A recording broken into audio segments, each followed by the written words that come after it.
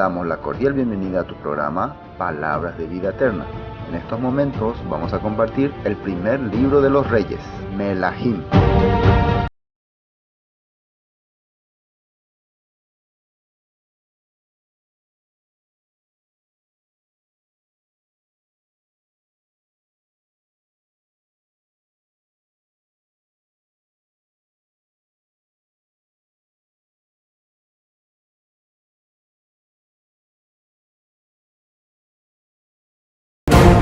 Primer libro de los Reyes, capítulo 14. Bueno, hoy ya el capítulo 14 de este libro de Reyes. Se cree que este libro de Reyes fue escrito por el profeta Jeremías en colaboración con Baruch y otros hombres de fe de esa época. Por eso cuando vemos que menciona algunas referencias, ¿no? Significa que existía ya posteriormente a este libro otros libros donde posiblemente estarían narrados, ¿no?, todos estos acontecimientos, y lo que ellos hicieron en ese tiempo fue armarlo más ordenadamente. Por lo visto existía un libro que se llamaba el libro de los Reyes de Israel, pero ese libro no conocemos. Los Reyes de Israel, que narraba todo lo que habían hecho los reyes de Israel. Generalmente en aquella época era típico que cada rey tenga su escriba, como su redactor de acontecimientos. En cada imperio, en cada gobierno, no solamente en Israel, en otros reinos también, había siempre sentado a alguien que estaba narrando todo lo que acontecía, diariamente. Él se sentaba ahí y empezaba a escribir. Hoy el rey recibió la visita de tal, hoy ocurrió tal cosa, hoy... ¿Se acuerdan cómo se llama este rey Asuero? Sí, un día no podía dormir y quiso leer sus memorias, dice, para saber, ellos era para saber cómo ha acontecido su reino, ¿no? Para ellos eso era como grabar o como lo que nosotros ahora hacemos grabaciones, ¿no? Entonces en ese momento él se enteró que Mardoqueo en un momento le había ayudado, había delatado a unos que querían matarle, ¿no? Entonces así se enteró de lo que había ocurrido. Entonces era normal, era típico en aquella época hacer como labrar acta, así como labrar acta, de todo lo que acontecía en la vida de un rey. Y así como había lo que hacía en la vida de un rey, también había en la parte de los sacerdotes, también había en la parte de algunas personas que narraban, personas que les gustaba narrar los hechos históricos. Y así empezaban a ocurrir.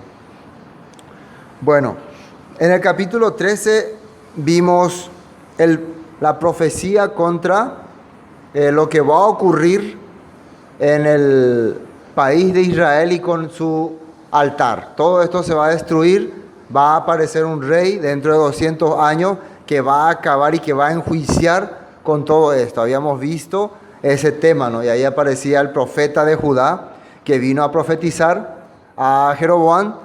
Y también Jeroboam quiso matarle y después su mano se secó todo. Y al pesar de eso, el profeta de Judá oró por él y él se restauró.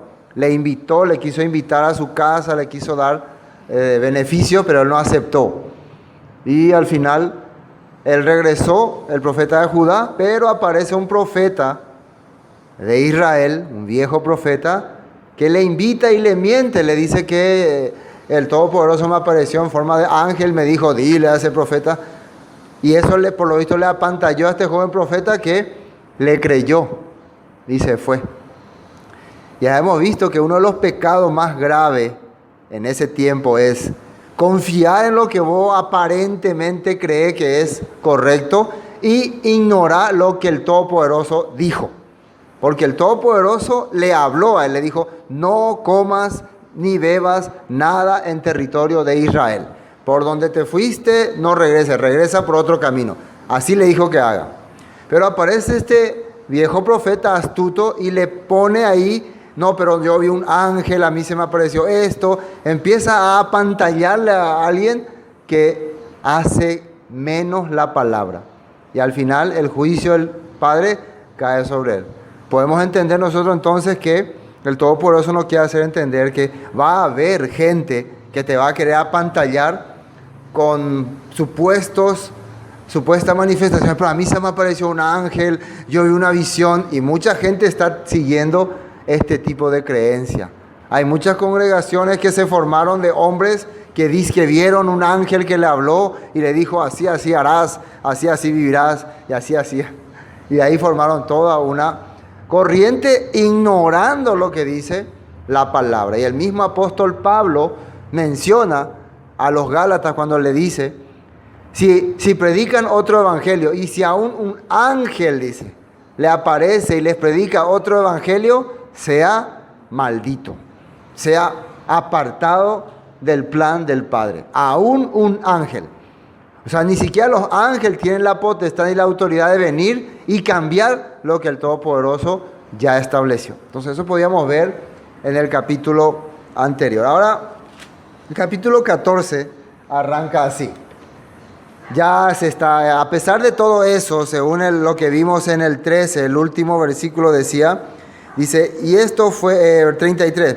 Con todo esto, capítulo 13, no se apartó Jeroboam de su mal camino, sino que volvió a ser sacerdote en los lugares altos de entre el pueblo, y a quien quería lo consagraba para que fuese de los sacerdotes de los lugares altos.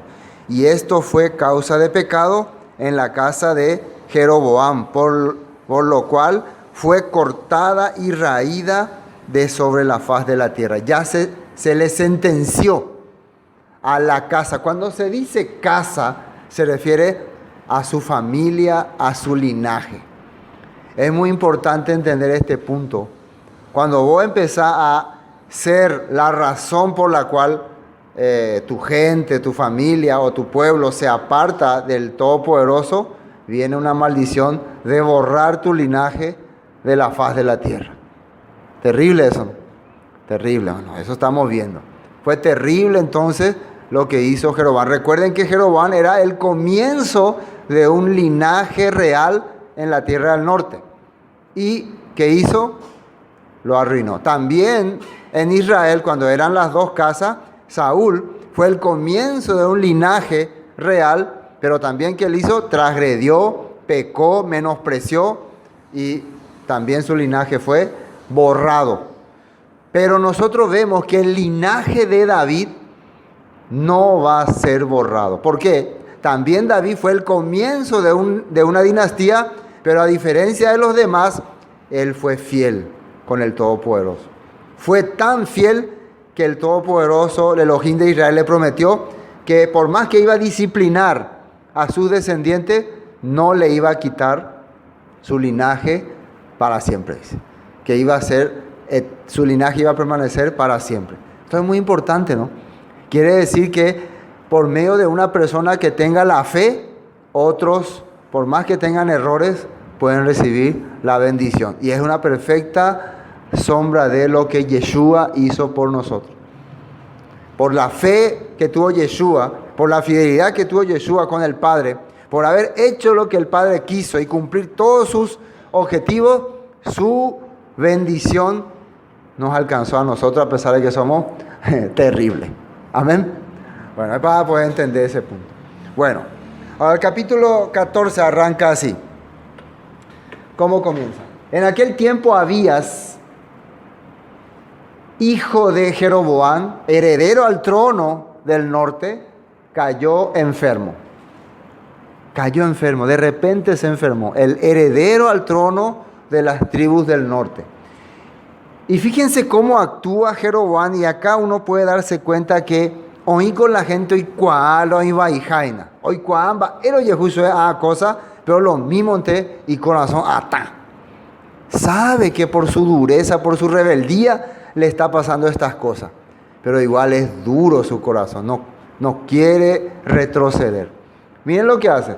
Y dijo Jeroboam a su mujer: levántate ahora y disfrázate para que no te reconozcan que eres la mujer de Jeroboam, y ve a Silo, porque allá está el profeta Ahías, el que me dijo que yo había de ser rey sobre este pueblo. Imagínense en qué momento él quiere buscar otra vez a un hombre realmente que él sabe que es de fe, que es este profeta Ahías. que había profetizado a él que iba a ser rey, y también que le había marcado el final del reino de Salomón, en la división del reino de Salomón. Él durante muchos años estuvo adorando los becerros de oro, cambió los sacerdotes, menospreció los profetas de Judá, pero ahora en una situación difícil, su hijo enfermo al borde de la muerte, Coanga sido José Ojecá, la siervo verdadero. Se da cuenta, ¿no? Se da cuenta, pero orgulloso sigue siendo. ¿Por qué no se va él? ¿Por qué él mismo no le lleva a su hijo profeta? Yo sé que fui transgresor, pequé. No, se le mirecó, ella disfraza, para que no, él no quería mostrar que estaba como que en necesidad. Todavía quería, no, yo estoy bien, senda coteimba de veces, es orgulloso. ¿Me entienden, no? No quería retroceder. Le hace disfrazar a su esposa para que vaya y por favor le vea a su hijo qué le pasa, pero que supuestamente es otra persona. Bueno, dice, al que me dijo que yo había de ser rey sobre este pueblo. Eso él había aceptado muy bien. Toma en tu mano 10 panes y tortas, lo típico, ¿no? Comprarle a una persona una vasija de miel y ve a él para que te declare lo que ha de ser de este niño. Por favor, ve y dile, ¿qué va a pasar con mi hijo? Está muy gravemente enfermo. La mujer de Jeroboam lo hizo así, y se levantó y fue a Silo, y vino a casa de Ahías. Y ya no podía ver a Ahías porque sus ojos se habían oscurecido a causa de su vejez. Era un profeta muy viejo ya, estaba en sus últimos años. Generalmente el Todopoderoso, hay que ver una cosa novedosa, le permitía a los profetas llegar hasta 99, hasta 100 años. Pero los reyes, van a ver ustedes, muy corto tiempo vivían. A los 60 años ya estaban fundidos. Una de las causas, según comentario, es que por ser rey ellos vivían una vida de muchos placeres. Comían de todo, no hacían nada, y ya se imaginan cómo estaba su estado. Pero los profetas generalmente eran pobres, generalmente caminaban de aquí para allá, comían comida kosher, no se contaminaban, y por eso además servían al Todopoderoso y Él les permitía vivir muchos años. Esa es la diferencia. Después, versículo 5. Más el Eterno había dicho a Ahías, he aquí que la mujer de Jeroboam vendrá a consultarte por su hijo que está enfermo. Y así le responderás. Pues cuando ella viniere, vendrá disfrazada. Dice ahí que el Eterno le habló, ¿no? Le reveló. Él no podía ni ver más. Hay un acontecimiento similar en el Nuevo Testamento, cuando Ananías y Zafira se acercan también a los apóstoles y tratan de engañarle. ¿Se acuerdan, no? Y ahí dice que el Rúa, el Espíritu, le reveló a los apóstoles que lo que ellos estaban haciendo era falso. Así es. Entonces existe este tipo de persona que intenta presentarse ante el siervo, ante la autoridad espiritual, pero con un corazón falso. ¿Existe o no? Pero el Todopoderoso revela, manifiesta, hace desenmascarar muchas veces la situación. En ese momento, ¿qué ocurrió con Ananías y Zafira?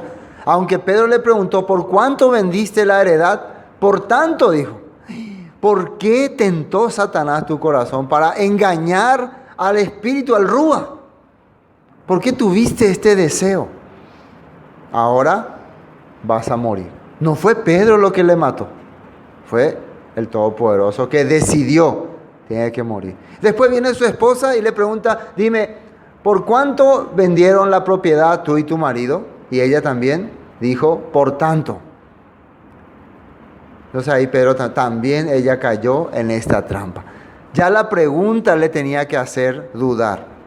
Pero como siempre hay ese orgullo de que de huevisei, da huevimo allá, una vez que ya jama ya japa y temana.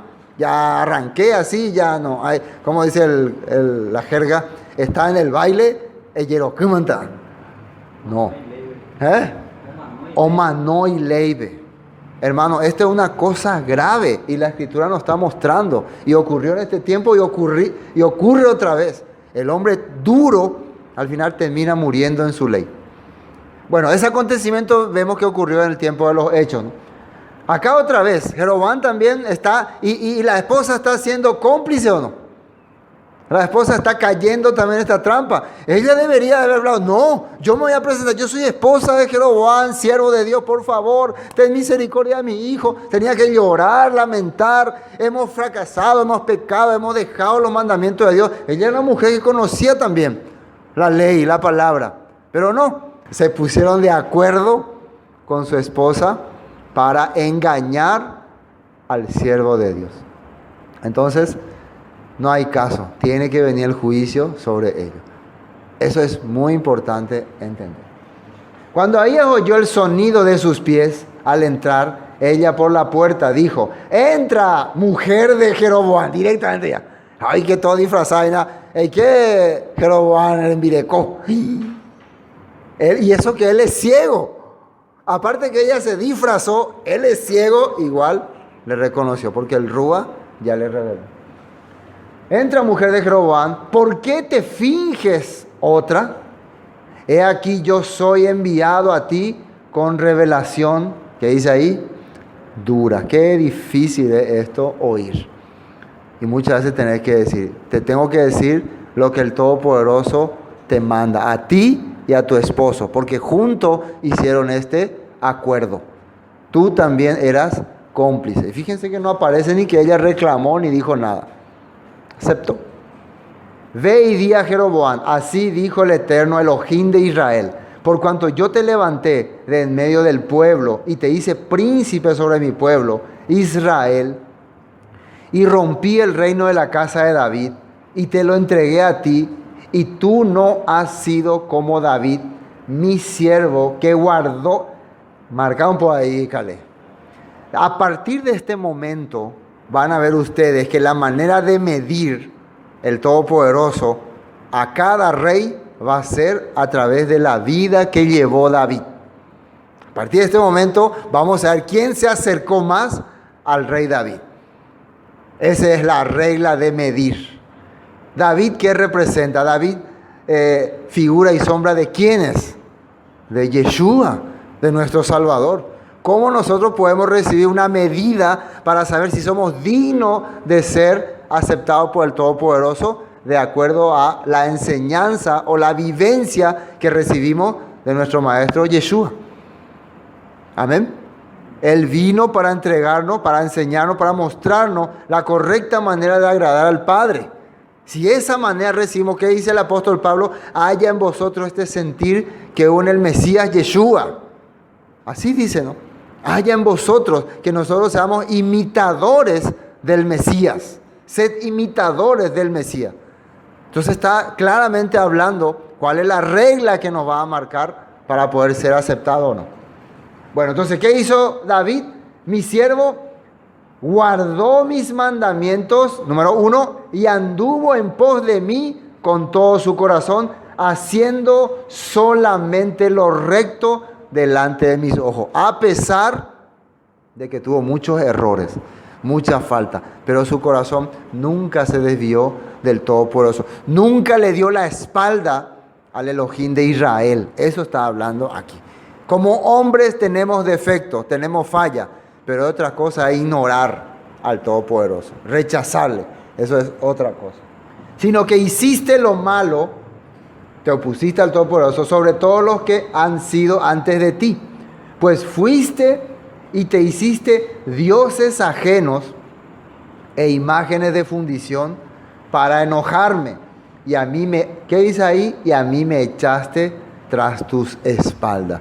Generalmente la persona que empieza a adorar algo que no está establecido en la palabra, quiere decir que le rechaza al Todopoderoso. Decide dejarle atrás, decide dejarle fuera al Todopoderoso.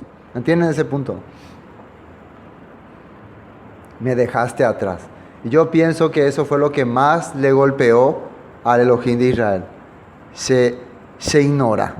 Me considero como no existo. Ustedes saben cuando esa persona decide ir en contra del Todopoderoso, pero sabe que Él te ve en todas partes, Él te controla en todas partes. ¿Sabe o no sabe? Sabe, pero igual, Oyapo no quiere retroceder, no quiere salir de su camino. Vamos a seguir leyendo. Por tanto, he aquí que yo traigo mal sobre la casa de Jeroboam y destruiré de Jeroboam todo varón, así el siervo como el libre en Israel. Y barreré la posteridad de la casa de Jeroboam como se barre el estiércol hasta que sea acabada. Voy a hacer que desaparezca toda descendencia de Jeroboam. Y de la peor manera. Los descendientes de Jeroboam van a morir terriblemente. Van a ser todos asesinados, van a tirarse por ahí, van a ser todos exterminados. Terrible, ¿no? ¿Por qué? ¿Cuál fue el gran pecado que hizo Jeroboam? Nada más y nada menos que meter otra ideología en la mente de los israelitas. ¿Y por qué su familia va a experimentar este sufrimiento? Porque todos ellos también aceptaron. Estaban de acuerdo. ¿Entienden ese punto? De ahí que es importante como cabeza de familia cada persona sepa qué está induciendo a su hijo. Si vos como papá o vos como mamá, vos mismo no le mostrás las cosas sucias, las cosas pecaminosas a tus hijos, entonces después no te quejes si viene tragedia sobre ellos. Así es. De oírle a Yapó a la Ibaía, de oírle a Arajá, esa caso es la no convenía Yapó, apoyo y coge se cuera la Ibaía, Handerasein. Esa es la verdad. Muchas personas, ellos le han inducido a sus hijos a vivir corruptamente, porque ellos han sido corruptos. Entonces así cayó. El que muera de los de Jeroboam en la ciudad, lo comerán los perros. Y el que muera en el campo, lo comerán las aves. Ni siquiera van a tener digna sepultura. Así van a ser tirados su cuerpo y van a ser comidos por perros. Y tú, hablándole a su esposa, cómplice, ella es cómplice, ¿no? Levántate y vete a tu casa. Y al poner tu pie en la ciudad, tu hijo se sanará. ¿No? Morirá el niño.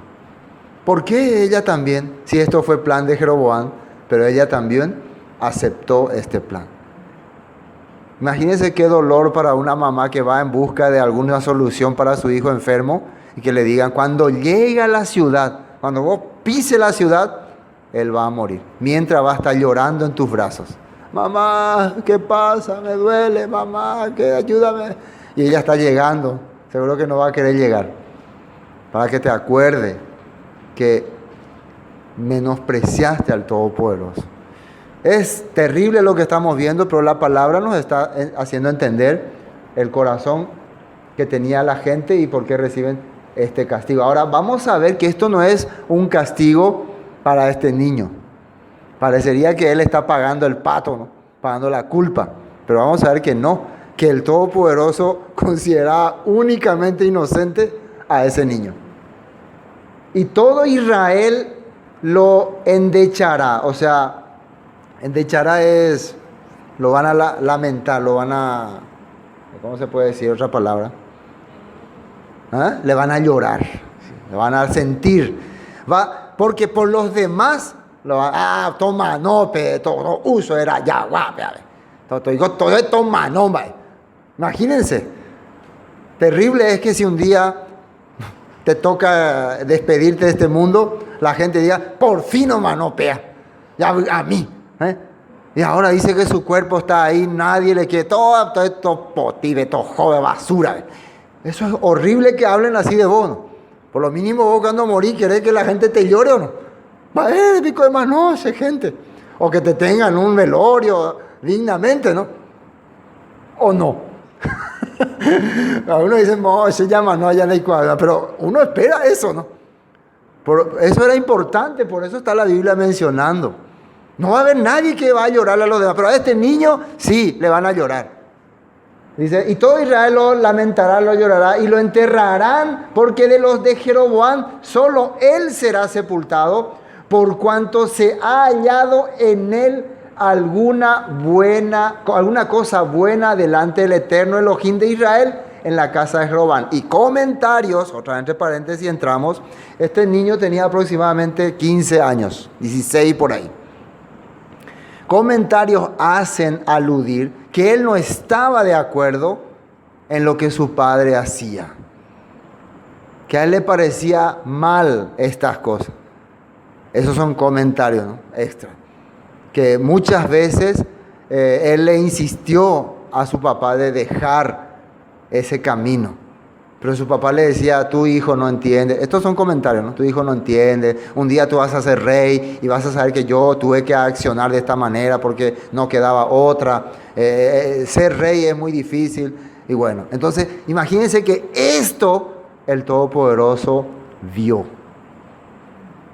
Muchas veces entre nuestros hijos va a haber alguien que se va a dar cuenta que la vida de los padres no es correcta. Pero ¿qué va a hacer? Son sus padres. Pero Elohim está viendo, está observando. Cuando un hijo realmente puede sentir la presencia del padre, inclusive puede decirle a sus padres, padre, no es correcto cómo estamos haciendo o lo que se está haciendo. El Todopoderoso está viendo nuestra vida. Fíjense que acá dice eso, que vio cómo estaba ese hijo viviendo. Y para bendecirle, el Todopoderoso decidió, mejor coa arajante moi, porque oñe corrompeta. Así es la verdad. Por eso le lleva antes, porque sabía que con esa generación que venía ahí, él iba a ser corrompido. Era el único que tenía un corazón digno, más o menos digno, pero ya era suficiente. Entonces yo creo que el Todopoderoso le llevó, le hizo descansar para en la resurrección levantarle, para que pueda heredar esa tierra que él tanto seguro añoraba y quería. Así que está esperando también, como todos los que murieron en la fe, la resurrección. Entonces al final vemos que él fue bendecido. Amén. Sí. El Eterno levantará para sí 13, ¿no? Y todo Israel, eso ya leímos, ¿no? Eterno Dios de Israel, la casa de Jehová. Y el Eterno levantará para sí un rey sobre Israel, el cual destruirá la casa de Jeroboam en este día y lo hará ahora mismo. El Eterno sacudirá a Israel. Ahora, esto era para la familia de Jeroboam. Va a levantarse un rey que va a exterminar su genealogía. Pero ahora viene también el castigo para el pueblo también. El Eterno sacudirá a Israel al modo que la caña se agita en las aguas. Y él arrancará a Israel de esta buena tierra que había dado a sus padres y los esparcirá más allá del Éufrates, por cuanto han hecho sus imágenes de acera enojando al Eterno, la diosa de la fertilidad, de la adoración carnal. Hicieron sus imágenes, ya aparte de estar adorando los becerros de oro, ya algunos estaban colocando imágenes de acera, o sea, de la diosa pagana, la Semiramis, y ya le estaban rindiendo culto.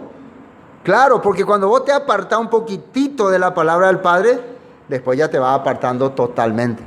¿Qué pasa ahora? Que la religión tradicional se apartó en algunos puntos, dejó las fiestas, dejó el Shabbat. Después empezó a meter idolatría. Después, ¿cómo empezaron a vivir sus seguidores? Ustedes conocen algunos supuestos santeros, así, santo o curandero, te curan así. Vos llegás en su casa, ves imagen de Santa Catalina, Santa Rosa, santo esto, santo aquello. Oye, por brujería, conjuro. Así es, ya es toda una mezcla ya. Yo cuando estaba en Bolivia había un desfile que se llamaba la Diablada se llama. Ustedes pueden averiguar eso. Es una danza típica, pero ese diablo se le honra como un dios. Y tiene su día y se le reza. Y está al lado de todos los otros santos. La Virgen de Ucupiña, la Virgen de tal, la Virgen de tal. Y acá el diablo es honrado. ¿Qué le parece? Esto es una mezcla. Vamos a entender más qué es lo que pasa. Y el país viene y bendice esa imagen del diablo. Bueno, imagínense. Bueno, lo mismo estaba ocurriendo en ese tiempo, pues ya una mezcla de todo, cualquier cosa nomás se aceptaba. Por esta razón, ustedes van a pagar también, van a hacer expansión más allá del Éufrates, que significa hacia Persia, hacia Babilonia. O sea, ya le está profetizando lo que en este momento, cuando nosotros estamos estudiando Amós, Oseas, se está profetizando. Esto falta todavía mucho tiempo, unos 300 años aproximadamente. Y en ese tiempo ya se está profetizando lo que va a ocurrir. Lo que va a ocurrir, 200 por ahí, exageré, no, 300. Y él entregará a Israel por los pecados de Jeroboam, el cual pecó y ha hecho pecar a Israel. Y cuando nosotros leemos en 2 de Reyes, capítulo 17, cuando viene el rey de Asiria a conquistar a Israel, ahí menciona que es por los pecados del rey Jeroboam. Porque ellos se apartaron de la fe verdadera y mezclaron su mente y continuaron eso. A pesar de que aparecieron los profetas como Eliseo, Elías, que les hablaron muchas veces sobre la verdad, pero no quisieron cambiar su corazón. Entonces la mujer de Jeroboam, ¿qué hizo? Nada, se levantó y se marchó y vino a Tirsa, y entrando ella por el umbral de la casa, el niño murió. Quiere decir que no había alianza, no había acuerdo, no se hizo ningún pacto con él. Sus antepasados no acordaron ninguna alianza, no pudieron reconciliarse con el Todopoderoso, entonces murió el niño. Es igual que lo que pasó con el hijo del faraón, que no hizo acuerdo con el Todopoderoso, no había la sangre pintada sobre su marco, entonces el umbral es pasar la puerta, entonces el ángel de la muerte entró y murió el hijo del faraón y todos los primogénitos que no tenían pacto con el Padre. Y lo enterraron y lo endecharon todo Israel, conforme a la palabra del Eterno, la cual él había hablado por su siervo el profeta Ahías. Los demás hechos de Jeroboam, las guerras que hizo y cómo reinó, todo está escrito en el libro de las historias de los reyes de Israel. Y ese es el libro que no conocemos qué pasó, pero creo que habrá sido un libro de memorias que se escribía en aquel tiempo, ¿no? Todo lo que hacía el rey, y fue de referencia para que en el tiempo de Jeremías se haya podido hacer este libro. El otro libro que se conoce también es el Crónica, ¿no? Que ya se escribió mucho después de la deportación de Babilonia. En tiempo que reinó Jeroboam fue de 22 años. 22 años reinó. Y habiendo dormido con sus padres, reinó en su lugar Nadab, su hijo. Entonces ya estamos viendo el primer rey de Israel. La tribu del norte oficialmente se llamó Jeroboam I. Primer rey de Israel, fue el que apartó a Israel de la fe verdadera. Y el segundo rey de Israel se llama Nadab. Entonces no se olviden, segundo rey de Israel. Eso vamos a tener en cuenta. Bueno, arrancando ahora nuevamente a Judá. Esta vez, cuando estudiemos reyes, siempre va a ser así. Judá, Israel. Judá, Israel. Judá, Israel. Así siempre vamos a ir viendo, ¿no? Ahora nos dirigimos otra vez hacia Judá. ¿Quién estaba reinando en Judá? Roboam, hijo de Salomón, reinó en Judá. De 41 años era Roboam cuando comenzó a reinar, y 17 años reinó en Jerusalén. Mucho menos que Jeroboam, y él era más joven que Jeroboam. Más o menos Jeroboam tendría ya unos 70 años y él tenía 40. Imagínense. Y Jeroboam reinó 22 años, entonces 80, casi hasta los 90 años reinó. Y él tenía 42 y reinó 17. ¿Cuánto? 40 más... ¿Cuánto años? 17, ¿cuánto es? 42, 59 años. 58 años. Ese es viejito ya. No, 58 años a ella. Y vamos a ver por qué. Vamos a ver qué estilo de vida vivió. Hay que recordar que Jeroboam aguantó mucho porque él estuvo antes como siervo, él no tenía todos los privilegios que después tuvo como cuando fue rey, ¿no? Ese era el problema de los reyes. Ellos Vivía muy lujosamente, pero su cuerpo no aguantaba tanto lujo.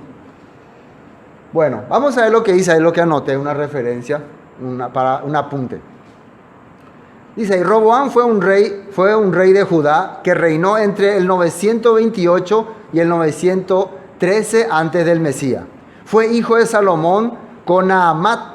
Recibió el reino unificado de Judá e Israel, pero no fue bien recibido por los israelitas, las tribus norteñas. En el futuro ambos reinos se enfrentarían frecuentemente, lo que aprovecharían los estados enemigos vecinos. Así, en el 5º año del reinado de Roboam, se produjo la invasión del faraón Sheshnok, que después vamos a ver su nombre, Zigzag, dice, ¿no?, que pudo saquear el templo de Jerusalén. Entonces, ¿qué ocurrió? Que como se dividió el reino, el norte y el sur, se debilitó el ejército. Entonces los países que antes nunca se animaban a atacar a Israel, ahora dijeron, vamos al ataque, incluyendo el primero que se le ocurrió atacar a Judá y a Israel, fue el faraón de Egipto. Se le vino una mentalidad a este faraón: estos esclavos nuestros tienen que volver a ser esclavos. Vamos a ir a tomar toda su tierra. Imagínense, esa mentalidad tuvieron ellos. Bueno, volvamos a Reyes. ¿Estamos, no? Para poner su nombre, Naama. Naama era amonita, ¿no? Y acá vemos algo curioso. Una vez más, un descendiente de Lot aparece también en este linaje. Y nosotros, si vemos el linaje de Yeshua, está Roboam, ¿no? Aparece Roboam en el linaje de Yeshua, y su madre era una amonita. Y también aparece la mamá de Boz, que era una moabita. Entonces el padre se está acordando al final de estos descendientes. Entonces no podemos decir, no, los gentiles aparte, el padre tiene misericordia también de ellos. Vemos con una amonita. Y Judá hizo, ahora fíjense lo que hizo Judá encabezado por Roboam. Y Judá hizo lo malo ante los ojos del Eterno, y le enojaron más que todos los que sus padres habían hecho en sus pecados que cometieron. Este joven, era joven, 40 años en esa época, era joven, pero vivió muy poco, porque es joven que, como decir en esta época, oye, drogado, ya popeado todo el día, entonces no va a aguantar. Hoy en día ya 40 años si tiene viviendo, derrochando su vida, ya oma. Hoy en 25, 26 ya mueren. Pero en esa época tener 40 es como tener hoy en día 20 recién. Pero él ya había vivido una vida derrochada. Y miren lo que hacía, a pesar de que conocía la verdad, a pesar de que estaba el templo ahí, este estilo de vida llevó. Porque ellos, versículo 23, también se edificaron lugares altos, estatuas e imágenes de Acera, diosa de la fertilidad. Recuerden que para adorarle a Acera se hacía orgías, pecado, fornicación. Quiere decir que Roboam siguió también los pasos de Jeroboam, pero individualmente, personalmente él hacía esto y instaba mucho a hacerlo. En todo collado alto y debajo de todo árbol frondoso. Eso quiere decir que usaban los árboles, decoraban los árboles, y así como hoy en día se hace en Navidad y ustedes ven en cada ciudad un árbol gigante, y hoy en día nosotros nos vamos y nos sacamos fotos ahí, ¿sí o no? En cada plaza o shopping, pero la costumbre en aquella época era acometer pecado, adulterio, orgía debajo del árbol. El árbol todo adornado, era un ritual. Entonces ahora entiende esa costumbre de ir a sacarse foto, a idolatrar ese arbolito tan bonito, ¿no? Y no le parece raro que se gasta muchísimo y se pone los árboles en cada ciudad, pueblo, shopping o lo que sea, y cada vez hacen más grande. Y ahí dice que era árbol frondoso, árboles grandes. Si vos pones un arbolito, decía, ¿quién gana el arbolito de mañana? Mira ese arbolito feo. Siempre el que tiene árbol más grande se siente más orgulloso. Era una manera de pecar de esa época. Hay una referencia ahí en frondoso.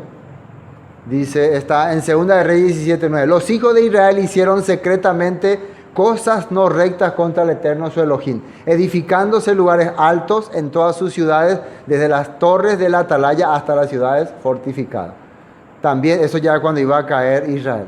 Hubo también otra cosa, sodomitas en la tierra, e hicieron conforme a todas las abominaciones de las naciones que el Eterno había echado delante de los hijos de Israel.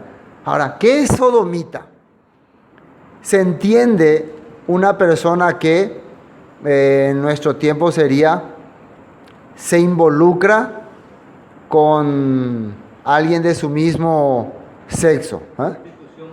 Prostitución masculina, así se puede decir, ¿no? Gay, ¿no? Así sería, gay, sí.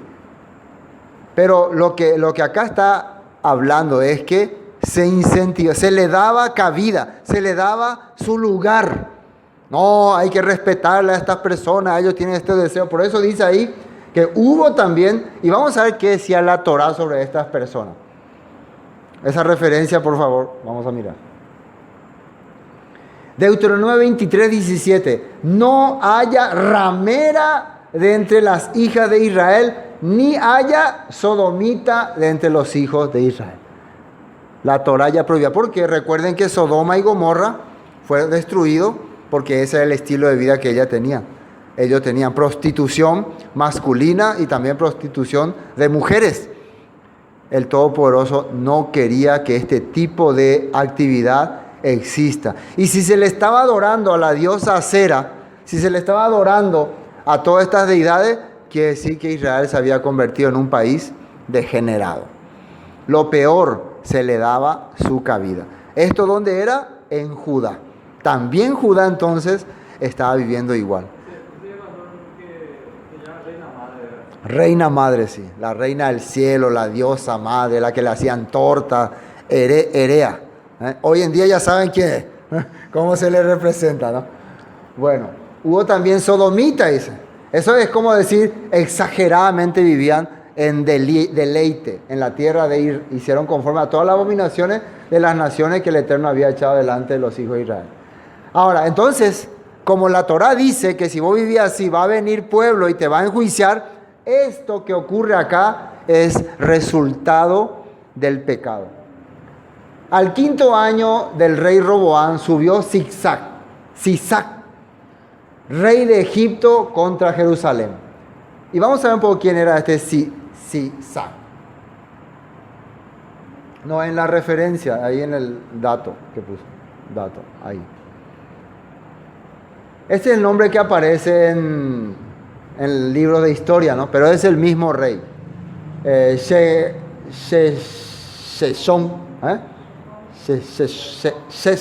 Bueno, así. Dice, reanuda la política expansionista, dice. Para aquel tiempo Egipto se había quedado nomás en su país, no tenía más intenciones de, como en la época del faraón, de conquistar todo, pero ahora piensa, llegó la hora de conquistar todo, como que el Todopoderoso le pone a este rey, conquista, ataca, invade. ¿Por qué? Porque su pueblo estaba pecando. No es porque a él se le ocurre nomás, porque su pueblo está pecando, entonces le mete una idea que invada y le da fuerza. Dice, reanuda la política expansionista, reconquista Palestina, sería la tierra de Canaán, y con un ejército compuesto por egipcios, libios y nubios, ataca los reinos de Israel y Judá. Lleva a cabo incursiones contra los beduinos de los lagos amargos, se apodera de Gaza, toma y saquea Jerusalén. Imagínense, llegó a invadir Jerusalén y a saquear la ciudad. En el año 925 antes del Mesías, apoderándose del tesoro del rey Salomón. Acontecimiento descrito en la Biblia, siendo uno de los primeros sucesos bíblicos, y que dice ahí, históricamente probados. Shenhom hizo grabar sus campañas sobre los muros del templo de Amón, en Tebas, Karnak. Todo se graba, todo está, hay unos dibujitos que él puso. Entonces, este es un dato histórico y que aparece en la Biblia. Una forma de corroborar que esto era correcto.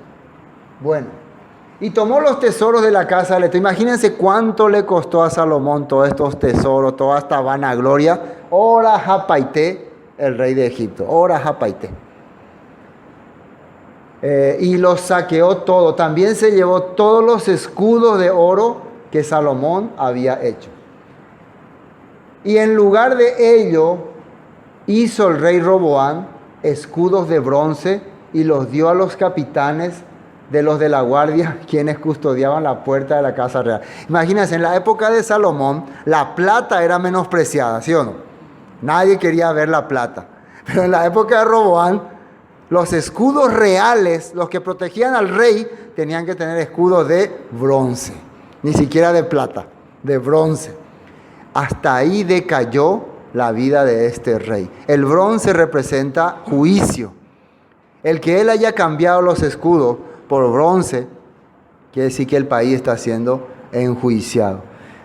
Van a ver ustedes muchas veces un padre que logró gloriosas cosas, logró levantar su empresa, su familia, pero luego cuando vienen los hijos, y Salomón escribió eso en Eclesiastés, vienen los hijos y lo arruinan todo. ¿Por qué eso? Porque siempre ese padre le daba todos los gustos a sus hijos. No le hacía entender lo que cuesta conseguir estas cosas. Cuando Roboam tomó el poder, inclusive se acuerdan, él ni siquiera quiso escuchar consejo de los ancianos. Escuchó consejo de su cuate, de su socio. Bueno, esa es la causa por la cual nuestros hijos, aunque cuando ya son grandes, no pueden hacer nada. Hoy en día hay tanta sobreprotección que los jóvenes son unos tontos. Uno se imagina, en nuestra época, en otra esa edad, ya de todo ya hacíamos. Y nuestro hijo, yo no sé cómo voy a hacer, yo no sé qué, dónde me voy a ir. Lo pilláis, bebé, porque nosotros le protegemos al 100%. Eso es lo que ocurrió también. Llegó el momento de Roboam, no sabía cómo administrar nada. Viene ese hombre. Ahora, ¿por qué continuó siendo rey? Claro, los reyes que conquistaban otros países le permitían siguiendo el reinado, pero a cambio de pagar poderosas sumas de dinero. Cuando el rey entraba en la casa del Eterno, los de la guardia lo llevaban y los ponían en las cámaras de los de la guardia. Los demás hechos de Roboam y todo lo que hizo no está escrito en las crónicas de los reyes de Judá. Y hubo guerra. Esto se cree que es el libro de Crónicas. Digo se cree porque si esto se escribió en tiempos del profeta Jeremías y el libro de Crónicas se escribió en tiempos de Esdras y Nehemías, entonces medio que no cuadra, o puede ser que lo hayan agregado, ¿no? Que estas historias se narran porque ahí en el libro de Crónicas está un poco más detallado la vida de Roboam. Y hubo guerra entre Roboam y Jeroboam todos los días. Todos los días había pelea. ¿Por qué había la guerra? Una de las causas era que Jeroboam quería recuperar algunos territorios que creía que le pertenecían. Y Roboam también quería recuperar algunos territorios que creía que le pertenecían. Siempre la lucha era porque no, yo creo que ese es mío, yo creo que ese es mío, yo creo que... Por eso siempre tenían guerra. Guerra de verdad, batalla, masacre, muerte. Mucho dolor y sufrimiento traían disputas muchas veces por una ciudad. Algunas veces Roboam tomaba una ciudad y Jeroboam venía y recuperaba haciendo una guerra. Después Jeroboam venía otra vez y atacaba y así. Entre hermanos. Por causa de los líderes, ellos permitían que peleen entre hermanos. Ahora está ocurriendo igual. Los líderes son los que motivan, o ¿cómo se puede decir? Incitan a que haya conflicto entre hermanos. No, porque ellos son así, tenemos que hacer. Siempre había estas cosas. Y durmió Roboam con sus padres y fue sepultado con sus padres en la ciudad de David.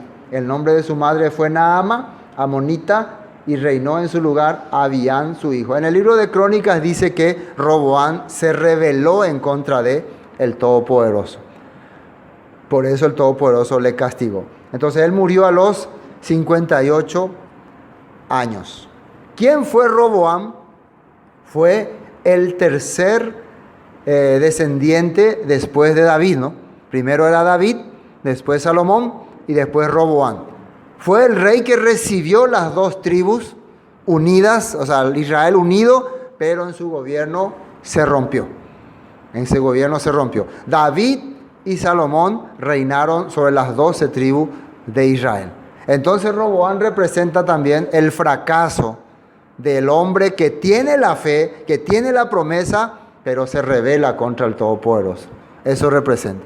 Nosotros podemos, y Jeroboam representa al que se le da una oportunidad, a pesar de que no tiene la promesa, no tiene las condiciones, pero se le da una oportunidad y esa oportunidad usa para corromperse, como hacen los gentiles, ¿no? Las personas que no están en Judá. Ahí empieza entonces la separación. Bueno, para tener en cuenta, para terminar, vamos a anotar estos puntos para recordar. El primer rey de Israel fue el rey Saúl.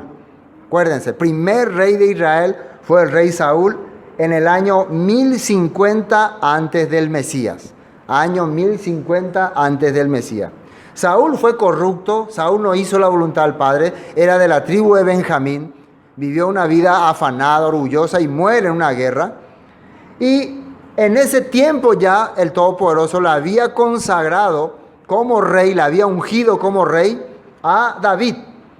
Después de la muerte de Saúl, para los de Judá, David fue su rey. Pero los del norte le nombraron a Isboset como rey. Entonces ahí hubo un periodo de 2 años donde hubo 2 reyes, para poder conocer la historia. En el norte ya estaba reinando Isboset, apoyado por Abner y otro grupo, y en el sur Judá ya estaba reinando David. Pero Isboset es asesinado por su guardaespaldas, ¿se acuerdan de esa historia? Entonces los del norte también deciden nombrarle a David como rey. Por eso podemos decir que el segundo rey oficial de Israel es David, ¿no? Después de que muere Isboset. Entonces ella sería el segundo rey. Pero para tener en cuenta, no, que hubo un rey ahí que se metió también en el medio, ahí en medio de conflicto. Eso fue en el año, David reinó el año 1040 a 966 antes del Mesías. Año 966.